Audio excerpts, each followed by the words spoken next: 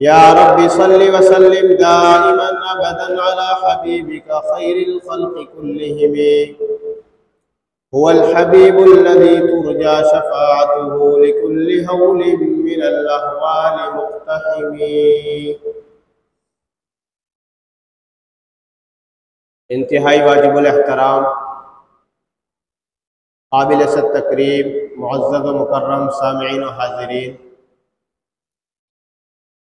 गुज़िश्ता जुम्मतुल मुबारक मैंने आप हज़रात के सामने आमना के लाल महबूब रब्बे दुल जलाल साहिबुल हुस्न वल कमाल शफ़ीउल मुज़निबीन रहमतुल लिल आलमीन ख़ातमुन नबिय्यीन सय्यिदुल मुरसलीन सरवर कायनात रहमत कायनात फ़ख्र मौजूदात अहमद मुज्तबा जनाब मोहम्मद मुस्तफ़ा सल्लल्लाहु अलैहि वसल्लम की एक हदीस मुबारका अर्ज़ की थी और उसके कुछ तशरीह ज़िक्र की थी कि आप अलैहिस्सलातु वस्सलाम ने इरशाद फरमाया, क़यामत की सख्तियों और हौलनाकियों में जहाँ कोई साया न होगा वहाँ सिर्फ अल्लाह के अर्श का साया होगा और अल्लाह के उस अर्श के साए के अंदर 7 ऐसे खुशनसीब होंगे कि जिन्हें अल्लाह रब्बुल आलमीन अपने अर्श का साया और ठंडी छाँव नसीब फरमाएंगे। यानी अल्लाह रब्बुल आलमीन की खुसूसी इनायत और खुसूसी फज़ल व करम उन लोगों पर होगा। तो उनमें से पहला खुशनसीब शख्स जो था उसका तज़किरा मैंने गुज़िश्ता जुम्मतुल मुबारक में किया कि वो इमाम आदिल, अदल करने वाला शख्स, अदल करने वाला हुक्मरान हो, चाहे किसी भी शोबे में अदल करने वाला कोई शख्स हो, कल क़यामत के दिन जहाँ कोई साया नहीं होगा वहाँ उसे अल्लाह रब्बुल आलमीन अपने अर्श का साया नसीब फरमाएंगे। दूसरा कौन शख्स है कि जिसे अल्लाह रब्बुल आलमीन अपने अर्श का साया नसीब फरमाएंगे? फरमाया वशाबुन नशा फ़ी इबादति रब्बिही। दूसरा खुशनसीब वो शख्स है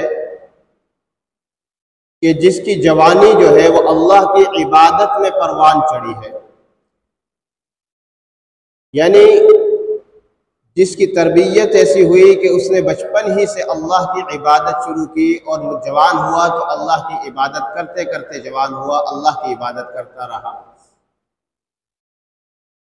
जवानी की इबादत अल्लाह रब्बुल आलमीन को बहुत पसंद है, इसलिए कि जवानी में इंसान के अंदर ख्वाहिशात, जज्बात, ताकत, कुव्वत, ये सारी चीज़ें मौजूद होती हैं और इन सब चीज़ों का भरपूर गलबा होता है, नफ्स के तकाज़े मौजूद होते हैं।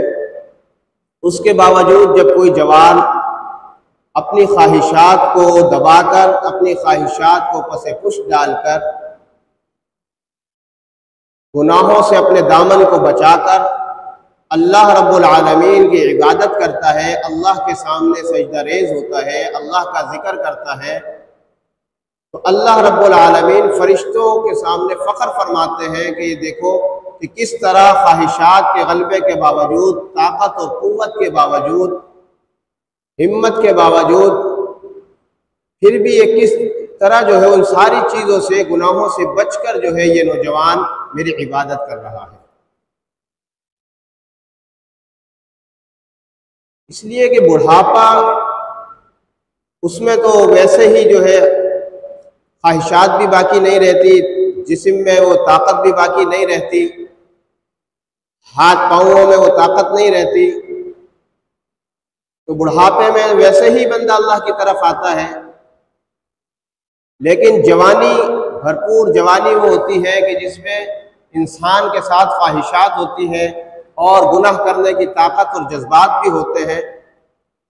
शेख सादी रहमतुल्लाह अलैह फरमाते हैं, जिसका तर्जुमा ये है उन अशार का कि दर जवानी तौबा करदन शेवा पैगम्बरी, जवानी में तौबा करना ये पैगम्बरों का शेवा है। फरमाते बुढ़ापे में तो भेड़िया भी परहेजगार बन जाता है, जब मुंह में दांत नहीं होंगे तो शिकार कहाँ से करेगा।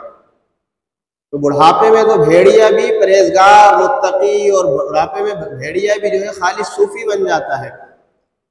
असल चीज़ तो जवानी है। जवानी में इंसान गुनाहों से बचे, जवानी में इंसान जो ख्वाहिशात नफ्स को जो है वो दबाए और अल्लाह का इबादत गुजार बन जाए। अगर हम सीरत का मुताला करें तो आप सल्लल्लाहु अलैहि वसल्लम की पाकीज़ा जवानी हमारे सामने है। सैयदा खदीजतुल कुबरा रज़ियल्लाहु ताला अन्हा फरमाती है, हुब्बिबा इलैहिल खला, आप सल्लल्लाहु अलैहि वसल्लम तन्हाई को पसंद करते थे और आप गारे हिरा में चले जाते, तोशादान साथ ले जाते और वहां अल्लाह की इबादत करते। हजरत अली रज़ियल्लाहु ताला अन्हु जवान है, आपने 8-9 साल की उम्र में इस्लाम कबूल किया और आप सल्लल्लाहु अलैहि वसल्लम के शाना बशाना रहे। आपने जवानी ही में आप सल्लल्लाहु अलैहि वसल्लम से नमाज सीखी, आप सल्लल्लाहु अलैहि वसल्लम से दीन इस्लाम के अहकामात सीखे और उन पर जो है अमल पैरा हो गए। ओहद, बदर, खंदक, हुनैन, तमाम ग़ज़वात में, तमाम जंगों में हज़रत अली रज़ियल्लाहु ताला अन्हु ने अपनी जवानी की, अपनी क़ुव्वत के भरपूर जो है मुज़ाहिरा किया।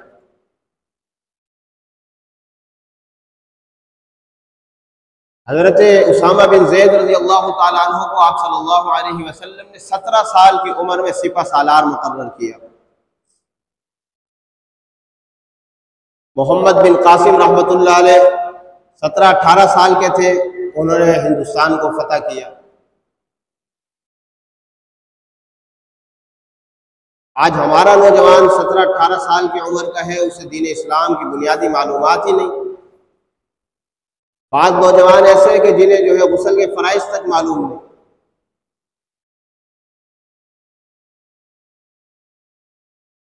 तो नौजवानी की इबादत अल्लाह को पसंद है। जवान आदमी जब इबादत करता है, अल्लाह रब्बुल आलमीन उस पर फरिश्तों के सामने फ़ख्र फरमाते हैं, खुश होते हैं। फरमाया वशाबुन नशा फी इबादति रब्बिही, ऐसा नौजवान जिसकी जवानी परवान चढ़ी अल्लाह की इबादत करते हुए, तो अल्लाह रब्बुल आलमीन क़यामत के दिन उसको अर्श का साया नसीब फरमाएंगे। अल्लाह ताला हमारे जवानों को अपनी इबादत करने की तौफीक नसीब फरमाए। आज जवान जो है तरह तरह की गुमराहियों में मुब्तला हो चुके, कोई टिकटॉक के फितने में, कोई खेल कूद में, गेम में, इन चीज़ों में मुब्तला हो गया। ना नमाज का पता, ना रोज़े का पता और ना दीन इस्लाम की बुनियादी मालूमात का पता। फरमाया वशाबुन नशा फी इबादति रब्बिही, ऐसा जवान जो अल्लाह की इबादत करता हो, अल्लाह को वो पसंद है और अल्लाह क़यामत के दिन अर्श का साया उसे नसीब फरमाएंगे। इमाम ज़ैनुल आबिदीन रहमतुल्लाह अलैह, जिन्हें बीमार करबला कहा जाता है, वाक़या करबला के बाद इमाम ज़ैनुल आबिदीन रहमतुल्लाह अलैह ये बच गए थे, बीमार थे। इनके बचपन का वाक़या है कि सारे बच्चे खेल रहे हैं, तो बहलोल रहमतुल्लाह अलैह जो एक मजज़ूब बुजुर्ग थे वहां से गुजरे, देखा कि सब बच्चे खेल रहे हैं, एक बच्चा जो है एक तरफ बैठा है, खेल नहीं रहा। उसके पास गए, पूछा कि बेटा आप खेलते क्यों नहीं हो? तो इन्होंने जवाब दिया कि अल्लाह ने मुझे इस खेल कूद के लिए तो पैदा नहीं किया। माया कि इतनी सी उम्र में आपको इतनी फिक्र। फरमाया कि हाँ, जब मैं अपनी वालदा को देखता हूँ ना कि वो हांडी पकाने के लिए आग जलाती है, तो सबसे पहले वो छोटी छोटी लकड़ियों को जो है आग में डालती है, उससे आग भड़काती है। तो मैं डरता हूँ कि कहीं अल्लाह क़यामत के दिन जहन्नुम की आग को भड़काने की इब्तिदा मुझसे न करे। इतना तक़वा और परहेज़गारी और इतने इबादत गुजार के लक़ब ही ज़ैनुल आबिदीन पड़ गया, यानी इबादत गुजारों की जीनत, इबादत गुजारों की जो है सजावट, ज़ैनुल आबिदीन। एक दफ़ा नमाज पढ़ रहे हैं, इबादत में मशगूल है, कुरान करीम की तिलावत कर रहे हैं, घर में आग लग गई, ये नमाज में मसरूफ़ है। आसपास के लोग जमा हुए, आग को बुझाया, अंदर दाखिल हुए। जब नमाज से फारिग हुए तो कहा कि हजरत आपको पता ना चला कि आपके घर में आग लग गई है और आप इबादत में मसरूफ है। फरमाया कि मैं उस आग की फिक्र में इस आग को भूल गया, इस आग की मुझे कोई परवाह नहीं, उस आग की फिक्र कर रहा हूं। तो ऐसे ऐसे जवान। और दूसरा आदमी, तीसरा आदमी जो अल्लाह के अर्श के साए में होगा, फरमाया वरजुलुन क़ल्बुहु मुअल्लक़ुन फिल मसाजिद, ऐसा शख्स कि जिसका दिल मस्जिद में अटका रहता है, जिसका दिल मस्जिद में लगा रहता है। ये नहीं कि दिल निकाल के मस्जिद में अटका दिया और लटका दिया, बल्कि मतलब ये है कि वो एक नमाज के लिए जब आता है तो दूसरी नमाज के लिए उसका दिल जो है वो बेचैन रहता है। मसलन फजर के लिए आया तो अब वो जोहर के लिए बेचैन है कि कब जोहर का वक्त हो और मैं मस्जिद में जाऊं। जोहर के लिए आया तो बेचैन रहता है कब असर का वक्त हो और मैं मस्जिद में जाऊं। असर के लिए आया तो मगरिब के लिए बेचैन, मगरिब के लिए आया तो ईशा के लिए बेचैन। मतलब ये है कि वो जहाँ कहीं भी रहता है, वो घर में रहता है तो दिल मस्जिद में लगा हुआ है, वो कारोबार में है तो दिल मस्जिद में लगा हुआ है, वो दुकान में है तो दिल मस्जिद में लगा हुआ है, वो बाजार में है तो दिल मस्जिद में लगा हुआ है। अल्लाह रब्बुल आलमीन के पैगम्बर सल्लल्लाहु अलैहि वसल्लम ने फरमाया अहब्बुल बिलादी इलल्लाहि मसाजिदुहा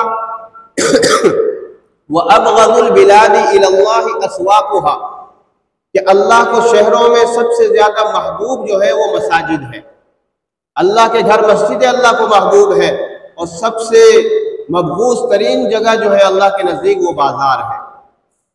आज हमारा दिल कहाँ लगता है? मस्जिद में कम लगता है, बाजारों में ज्यादा लगता है, होटलों में ज्यादा लगता है, खेल कूद में ज्यादा लगता है, दुकान में, कारोबार में, तिजारत में ज्यादा लगता है।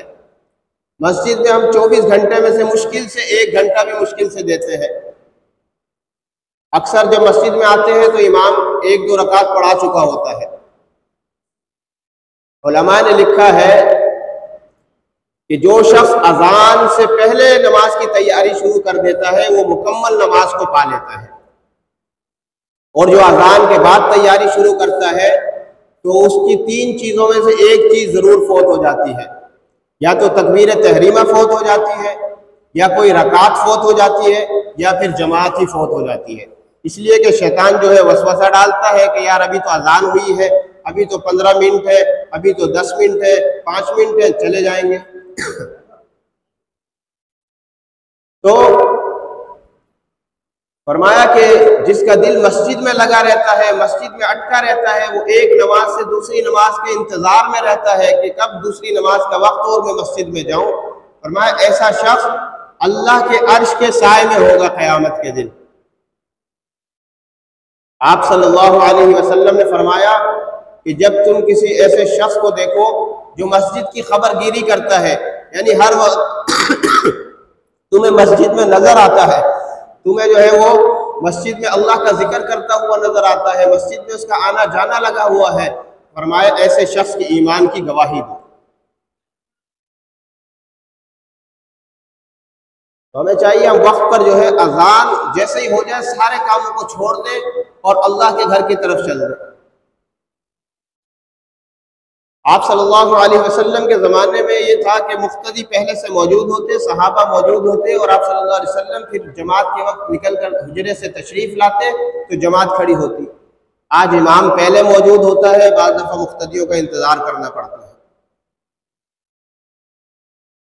इमाम अहमद बिन हम्बल रहमतुल्लाह अलैह का एक पड़ोसी था लोहार, उसका इंतकाल हुआ तो मुहद्दिसीन की एक जमात ने ख्वाब में देखा कि उस लोहार से पूछा कि भाई आपके साथ अल्लाह ने क्या मामला किया। लोहार ने कहा अल्लाह ने मेरी मग़फ़िरत फरमा दी और मुझे अहमद बिन हम्बल का पड़ोस अता किया है। अहमद बिन हम्बल का जन्नत में पड़ोस और दर्जा अता किया है। ये जब बेदार हुए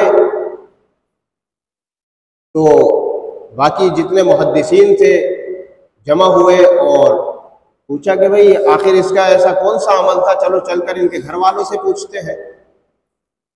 तो जाकर इनकी अहलिया से पूछा कि आपके शौहर का ऐसा कौन सा अमल था, हमने ऐसा ऐसा ख्वाब देखा है। तो कहा कि मेरा शौहर तो एक आम शख्स था, लोहार था। उसका एक अमल तो ये था कि जब भी अजान होती, अगर वो चोट मार रहा होता, हथौड़ा उसके हाथ में होता और अजान की आवाज अल्लाह अकबर कानों में पड़ती, तो वो जो हथौड़ा उसने उठाया हुआ होता वो मारता नहीं था, बल्कि वही हथौड़ा छोड़ देता और मस्जिद की तरफ चल देता। और दूसरा ये कि जब वो इमाम अहमद बिन हम्बल रहमतुल्लाह अलैह को देखता था कि वो रातों को अल्लाह की इबादत कर रहे हैं, अल्लाह के सामने खड़े हैं, नवाफिल पढ़ रहे हैं, कुरान की तिलावत कर रहे हैं, अल्लाह की इबादत कर रहे हैं, तो ये शौक रखता था, इसे जो है दिल में ये इस बात की तलब और ख्वाहिश होती थी कि या अल्लाह मैं मजबूर हूँ, मेरे ऊपर जो है बीवी बच्चों का बोझ है, अगर मेरे पास वक्त होता तो मैं अहमद बिन हम्बल की तरह तेरी इबादत करता। तो अल्लाह रब्बुल आलमीन को इसकी ये ख्वाहिश और इसकी ये तलब जो है पसंद आई। अल्लाह ने इमाम अहमद बिन हम्बल रहमतुल्लाह अलैह का दर्जा और पड़ोसी इसको अता फरमा दिया। ये क्या था कि अजान जैसे ही होती मस्जिद की तरफ चल देते। फरमाया वरजुलुन क़ल्बुहु मुअल्लक़ुन फिल मसाजिद, ऐसा शख्स जिसका दिल मस्जिद में अटका रहता है, हर वक्त वो जो है मस्जिद में इंतजार में रहता है कब दूसरी नमाज हो और मैं मस्जिद में चला जाऊं। फरमाया उसको भी अल्लाह क़यामत के दिन अपने अर्श का साया नसीब फरमाएंगे। ये नहीं कि बंदा सारे काम काज छोड़कर मस्जिद में बैठ जाए, ये मतलब नहीं है। दुकान पर रहे, कारोबार करे, बाजार में है, तिजारत करे, सब कुछ करे, लेकिन नमाज की इतनी फिक्र हो कि बस जैसे ही अजान की आवाज सुने सारे काम छोड़कर मस्जिद की तरफ आ जाए। वरजुलुन क़ल्बुहु मुअल्लक़ुन फिल मसाजिद, तीसरा शख्स वो है जिसे अल्लाह अर्श का साया नसीब फरमाएंगे, जिसका दिल मस्जिद में लगा रहता है। और चौथा शख्स फरमाया वरजुलानि तहाब्बा फिल्लाहि इज्तमआ अलैहि व तफर्रक़ा अलैहि, कि दो वो आदमी कि जो खालिस अल्लाह के लिए एक दूसरे से मोहब्बत करते हैं, उसी पर जमा होते हैं और उसी पर अलहदा होते हैं। खालिस अल्लाह के लिए, कोई दुनियावी मफाद नहीं, कोई दुनियावी गर्ज नहीं। फरमाए ऐसे दोनों आदमी जो है क़यामत के दिन अल्लाह के अर्श के साए में होंगे। और क़यामत के दिन अल्लाह रब्बुल आलमीन इरशाद फरमाएंगे अयनल मुतहाब्बून बिजलाली उज़िल्लुहुम यौमा ला ज़िल्ला इल्ला ज़िल्ली, कहाँ है वो लोग जो मेरे जलाल की खातिर, मेरी किबरियाई और मेरी अजमत की खातिर आपस में मोहब्बत करते थे, उन्हें बुलाओ, मैं आज उन्हें अर्श का साया अता फरमाऊं। कोई दुनियावी गर्ज नहीं, कोई दुनियावी लालच नहीं, सिर्फ क्या अल्लाह की वजह से, अल्लाह की मोहब्बत के वास्ते एक दूसरे से मोहब्बत करते हैं। आप सल्लल्लाहु अलैहि वसल्लम ने फरमाया कि जब तुम किसी से अल्लाह के लिए मोहब्बत करो तो उसे इससे बाखबर कर दो कि मैं तुमसे अल्लाह के लिए मोहब्बत करता हूँ। और जब किसी को बताया जाए, कोई बताए कि मैं आपसे अल्लाह के लिए मोहब्बत करता हूँ, तो वो भी कहे जवाब में कि अल्लाह भी आपसे मोहब्बत करे। अबू इदरीस खौलानी रहमतुल्लाह अलैह, ये ताबई है, फरमाते हैं मैं दमिश्क की जामा मस्जिद में गया तो मैंने एक जवान को देखा जिसके दांत बड़े चमकदार थे। वो बैठे हुए हैं और उनके आसपास लोग जमा हैं। जब लोगों में आपस में कोई इख्तलाफ होता तो वो उसको हल करते और लोग उनके फैसले को कबूल करते। फरमाते मैंने पूछा कि ये कौन शख्स है, तो मुझे बताया गया ये मुआज़ बिन जबल रज़ी अल्लाह ताला अन्हु है। कहते हैं मैं अगले दिन जो है जल्दी जाने की कोशिश करने लगा कि मैं उनसे पहले मस्जिद में पहुंच जाऊं, लेकिन जब मैं पहुंचा तो मुझसे पहले ही मस्जिद में मौजूद थे और इबादत कर रहे थे, नमाज में मसरूफ़ थे। फरमाते मैं पीछे बैठ गया और उनका इंतज़ार करने लगा। जब किसी से कोई काम हो और वो इबादत में मशगूल हो तो उसको ये एहसास नहीं होना चाहिए कि कोई मेरे इंतज़ार में है, पीछे बैठना चाहिए, आगे या बराबर में नहीं। तो वो इबादत में मसरूफ़ थे। फरमाते हैं जब वो इबादत से फारिग हुए तो मैं उनके पास गया और मैंने कहा कि अल्लाह की कसम मैं आपसे मोहब्बत करता हूँ। तो हज़रत मुआज़ बिन जबल ने पूछा कि क्या तुम वाकई अल्लाह के लिए मुझसे मोहब्बत करते हो? अल्लाह की कसम खाकर तुमने कहा कि हाँ अल्लाह की कसम मैं आपसे अल्लाह के लिए मोहब्बत करता हूँ। तो अबू इदरीस खौलानी फरमाते हैं मुआज़ बिन जबल ने मेरी पीछे से कमीज पकड़ी और मुझे खींचा और फरमाया तो फिर सुन लो, अल्लाह के नबी सल्लल्लाहु अलैहि वसल्लम ने खुशखबरी दी है। फरमाया कि जो अल्लाह के लिए आपस में मोहब्बत करते हैं उन्हें खुशखबरी सुना जो कि अल्लाह रब्बुल आलमीन फरमाते हैं वजबत मोहब्बती लिलमुतहाब्बीन फिय्या वल मुतजालिसीन फिय्या वल मुतज़ाविरीन फिय्या वल मुतबादिलीन फिय्या। इन लोगों को खुशखबरी सुना दो जो आपस में अल्लाह के वजह से जो है मोहब्बत करते हैं। तो फरमाया कि अल्लाह की तरफ से खुशखबरी है कि अल्लाह भी ऐसे लोगों से मोहब्बत करता है जो आपस में अल्लाह के लिए मिल बैठते हैं। अल्लाह ऐसे लोगों से मोहब्बत करता है जो आपस में एक दूसरे की मुलाकात और ज़ियारत अल्लाह के लिए करते हैं। अल्लाह ऐसे लोगों से मोहब्बत करता है और जो एक दूसरे पर खर्च करते हैं, सिर्फ सूखी सूखी मुलाकात ना हो बल्कि कुछ खर्च भी। हदीस के अल्फाज हैं कि कुछ आपस में जो है एक दूसरे पर खर्च भी किया जाए। तो फरमाया वल मुतबादिलीन फिय्या कि अल्लाह रब्बुल आलमीन ऐसे लोगों से मोहब्बत करते हैं। अल्लाह की मोहब्बत ऐसे लोगों के लिए वाजिब है, वजबत मोहब्बती। वरजुलान तहाब्बा फिल्लाह, दो ऐसे आदमी जो अल्लाह के लिए, खालिस अल्लाह के लिए मोहब्बत करते हो, कोई दुनियावी गर्ज ना हो। फरमाए ऐसे दो आदमी भी क़यामत के दिन अल्लाह के अर्श के साए में होंगे। और पांचवा आदमी फरमाया वरजुलुन दअतहु इम्रअतुन ज़ातु मनसिबिन व जमालिन फ़क़ाल इन्नी अख़ाफ़ुल्लाह। पांचवा वो शख्स कि जिसको कोई हुस्नो जमाल वाली, मनसब वाली, ओहदे वाली औरत गुनाह की दावत दे और वो कहे इन्नी अख़ाफ़ुल्लाह, मैं अल्लाह से डरता हूँ।